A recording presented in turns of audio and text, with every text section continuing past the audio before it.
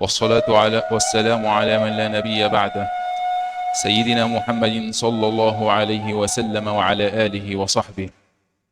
أما بعد، الحضور الكرام، أهلا وسهلا بحضراتكم في هذه الجلسة المباركة بين يدي كوكبة من علماء الأزهر الشريف، في هذا الملتقى المبارك والذي ينظمه الجامع الأزهر في هذا الموعد من كل أسبوع، برعاية كريمة من فضيلة الأستاذ الدكتور أحمد الطيب شيخ الجامع الأزهر، وبعناية طيبة من فضيلة الأستاذ الدكتور محمد عبد الرحمن الطويني وكيل الأزهر الشريف، وبتوجيهات من فضيلة الأستاذ الدكتور عبد المنعم فؤاد المشرف العام على الرواق الأزهري، والدكتور هاني عودة عواد مدير عام الجامع الأزهر، حيث شرفنا على منصة الحديث اليوم كوكبة كريمة من علماء الأزهر وعلماء المجتمع، حيث نلتقي اليوم مع فضيلة الأستاذ الدكتور فياض عبد المنعم أستاذ الاقتصاد بكلية التجارة جامعة الأزهر بالقاهرة. كما شرفنا اليوم بالحضور فضيلة الأستاذ الدكتور محمود عبد الرحيم الصاوي العميد السابق لكليتي الوكيل السابق لكليتي الدعوة والإعلام بجامعة الأزهر بالقاهرة. كما شرفنا بالحضور فضيلة الأستاذ الدكتور رمضان محمد أحمد الروبي أستاذ الاقتصاد والمالية العامة بكلية الشريعة والقانون بالقاهرة. وخير ما نستهل به هذا اللقاء المبارك آيات من الذكر الحكيم يتلوها على مسامعنا فضيلة الشيخ عبد الله حجازي إمام القبلة بالجامع الأزهر. أعوذ بالله من الشيطان الرجيم.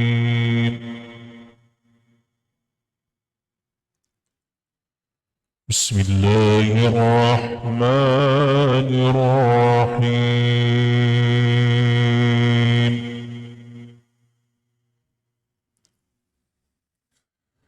ما كان محمد أبا أحد من رجالكم ولكن رسول الله.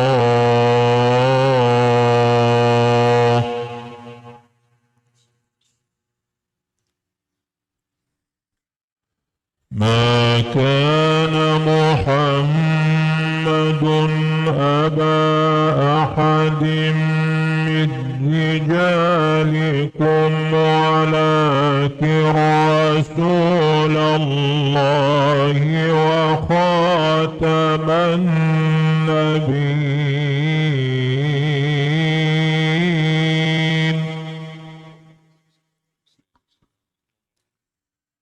وكان الله بكل شيء عليما.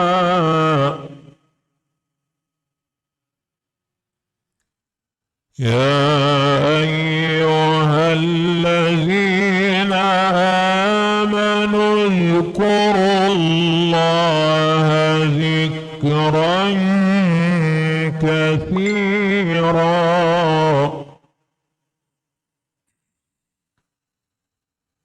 اذكروا الله ذكرا كثيرا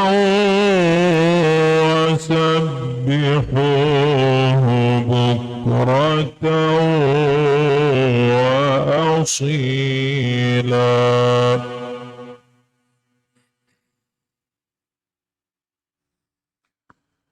ما كان محمد أبا أحد من رجالكم ولكن رسول الله.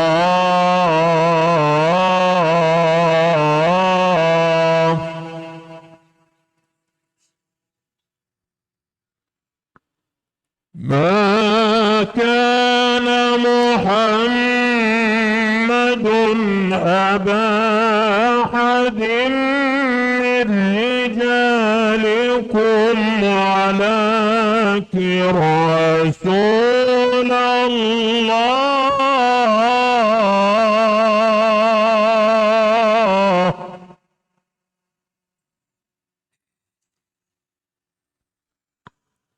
ولكن رسول الله وخاتم النبيين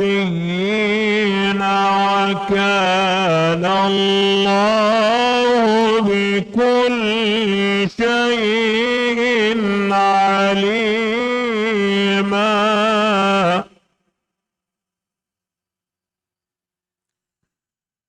يا أيها الذين آمنوا اذكروا الله ذكرا كثيرا وسبحوه بكرة وأصيلا.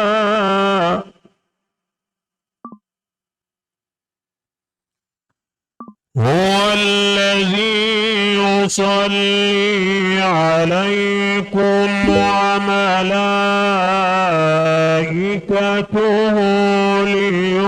ليخرجكم من الظلمات إلى النور.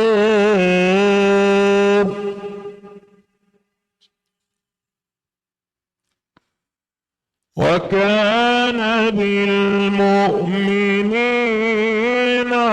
رحيما.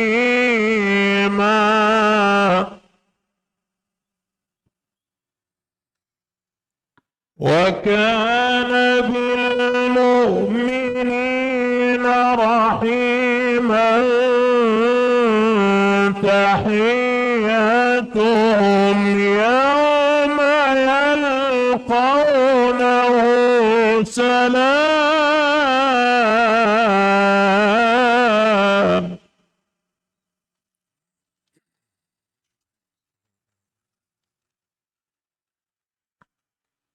وكان بالمؤمنين رحيما. تحياتهم يوم يلقونه سلام.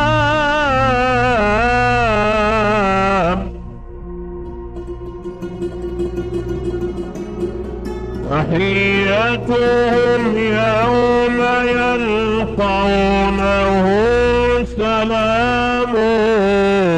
وأعد لهم أجرا كريما.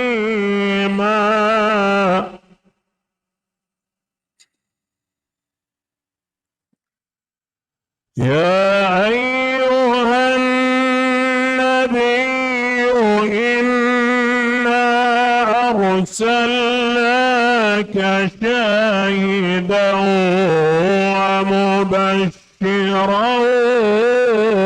ونذيرا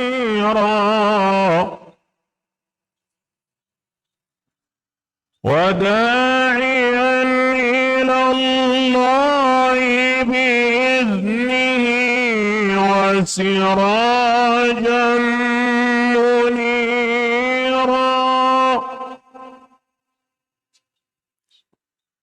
وبشر المؤمنين بأن لهم من الله فضلا كبيرا.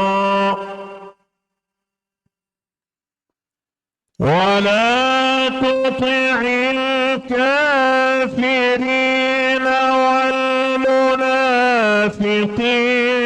ودع أذاهم وتوكل على الله.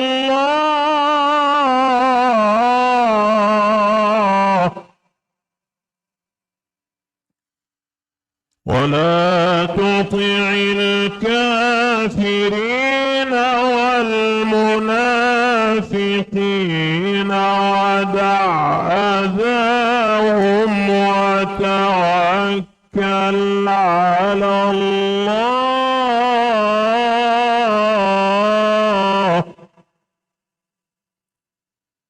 وتوكل على الله وكفى بالله وكيلا. صدق الله العظيم.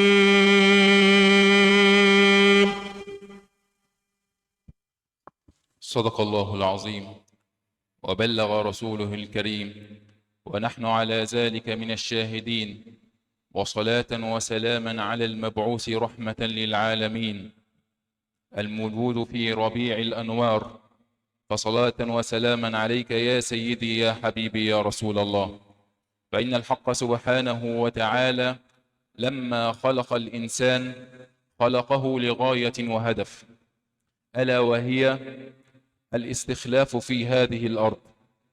لذا وضع الحق سبحانه وتعالى منهجا فيه العلاج لكل المشاكل التي يقع فيها الإنسان، ووضع فيها إجابة لكل الأسئلة التي ترد على الأذهان، وإيمانا بدور الأزهر الشريف في الإجابة على هذه الأسئلة، ومواكبة لما يحل بالأمة من أحداث.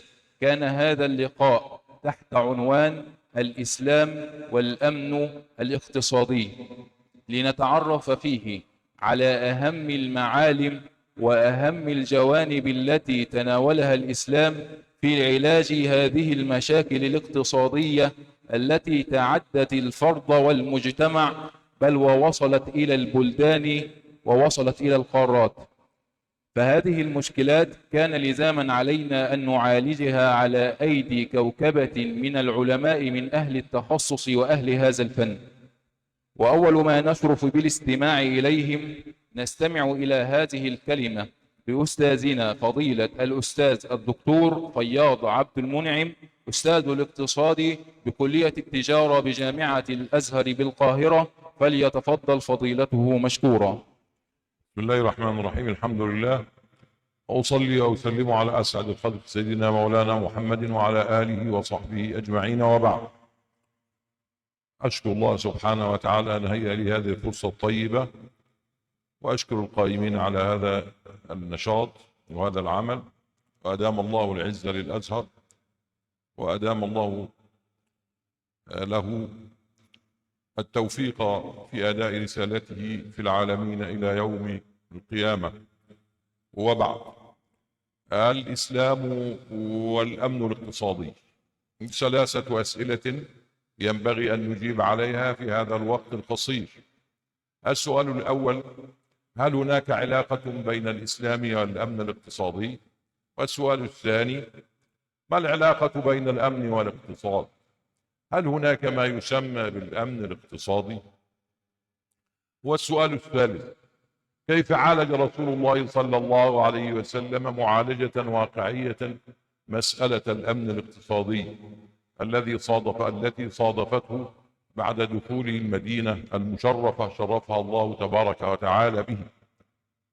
وبعد، الإسلام هو الكلمة النهائية والرسالة الخاتمة، هو النظام الكامل التام الذي ارتضاه الله تبارك وتعالى لسعادة البشرية في الدنيا والآخرة، أو يشتمل على العقيدة وعلى العبادة وعلى المعاملات وعلى الأخلاق.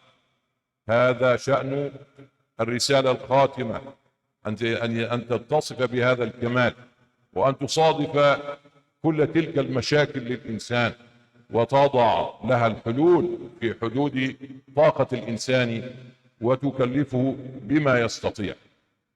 فالإسلام إذن له توجيهات اقتصادية، وله تشريعات اقتصادية، وله قيم اقتصادية، وله أيضا نظام اقتصادي مستقل يعمل في حياة البشر، في حياة الأفراد، وفي حياة الأمم، وفي حياة المجتمعات. وقد شهدت الأمة الإسلامية نحو 8 قرون من الازدهار الاقتصادي والتوسع في الأسواق والتبادل ونماء الأموال وعمران البلاد وبناء الحضارات، ما تشهد به الأعداء قبل أهل الإسلام. إذن فللإسلام قواعده المتميزة وأصوله المبتكرة وتشريعاته الناجحة في علاج المشكلة الاقتصادية. فما هو إذن الأمن الاقتصادي؟ الأمن كلمة مصدر، هي مصدر من أمن أمنا، وقد تكررت هذه الكلمة في القرآن الكريم في 5 مواضع، في سورة البقرة وفي سورة النساء وفي آيتين في سورة الأنعام وفي سورة النور بلفظ الأمن. وإذ جعلنا البيت مثابة للناس وأمنا، بهذه المادة مادة الأمن بكلمة الأمن وتعني المصدر، والمصدر هو الأصل أو الجذر الذي تشتق منه الكلمات، ووردت لها اشتقاقات أخرى منها اسم الفاعل ومنها الفعل، مما يدل على اهتمام القرآن بهذه الكلمة. فتعدد استعمالات القرآن للكلمة الواحدة إنما يدل على اهتمامه بهذه الكلمة وعلى معالجته الشاملة لها. فالأمن هو ضد الخوف، والأمن